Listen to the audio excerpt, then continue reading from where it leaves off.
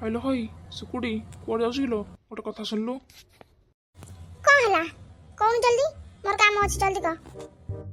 ଆଚ୍ଛା ତତେ ଗୋଟେ କୋଶ୍ଚିନ୍ ପଚାରୁଛି କହିଲୁ। ଗୋଟେ ହାତୀ ଥିଲା, ତା ସାମ୍ନାରେ 11ଟା କଦଳୀ ଥିଲା। ହାତୀ 10ଟା କଦଳୀ ଖାଇଲା, ଆଉ ଗୋଟେ କାହିଁକି ଖାଇଲାନି? ସେଟା ମୁଁ କେମିତି କହିବି? ହାତୀର ଇଚ୍ଛା ନଥିବ, ଖାଇଲାନି ସେଥିପାଇଁ। କାହିଁକି ନା ସେ ଗୋଟେ କଦଳୀ ପ୍ଲାଷ୍ଟିକର ଥିଲା। ହଉ ରହିଯା। ଆଉ ଗୋଟେ କୋଶ୍ଚିନ୍ ଶୁଣୁ। ଏଥର 11ଟା କଦଳୀ ସତ ଥିଲା, ହାତୀ କାହିଁକି ଖାଇଲାନି ସବୁ କଦଳୀ ଯାକ କହିଲୁ ଦେଖିଆ? ହାତୀର ଇଚ୍ଛା ନଥିବ, ଖାଇଲାନି। ଏଥିରେ ମତେ ପଚାରେ କଣ ଅଛି? ତୁ ତ ଖାଲି ରାଗି ଯାଉଛୁ। ଆଚ୍ଛା ଶୁଣୁ ମୁଁ ଆନ୍ସରଟା କହୁଛି।